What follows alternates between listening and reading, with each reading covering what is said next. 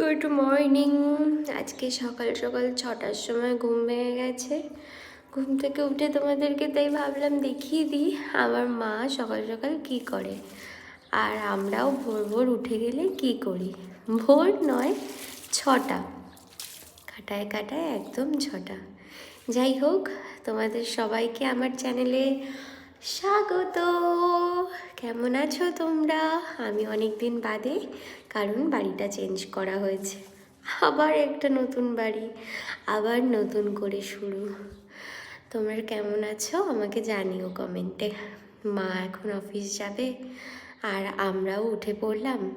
অন্যদিন 8টা অবধি ঘুমিয়ে থাকি, আজকে উঠে পড়েছি। তো বিছনা টিছনা গুছিয়ে রীতিমতন যেটুকুনি বাসি কাজ ছাড়া ছেড়ে নিয়েছি।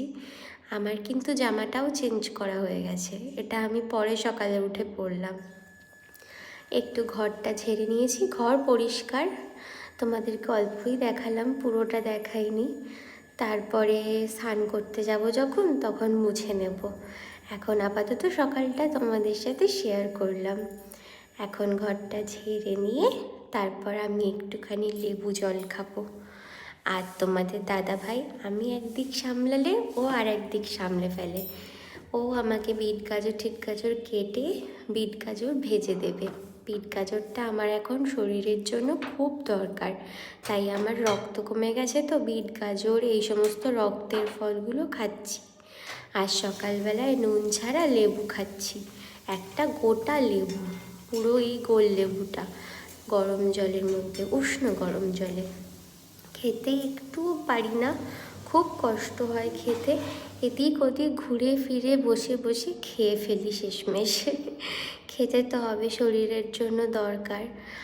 আর তারপর একটু পায়চারি করি, হাঁটা চলা করি, গল্প করি, এই করে কাটাই। আর তার মধ্যে মায়ের স্নান করে ঠাকুর পুজো দেবে, জামা কাপড় মেলছে, আর তারপর রেডি হয়ে বেরিয়ে যাবে।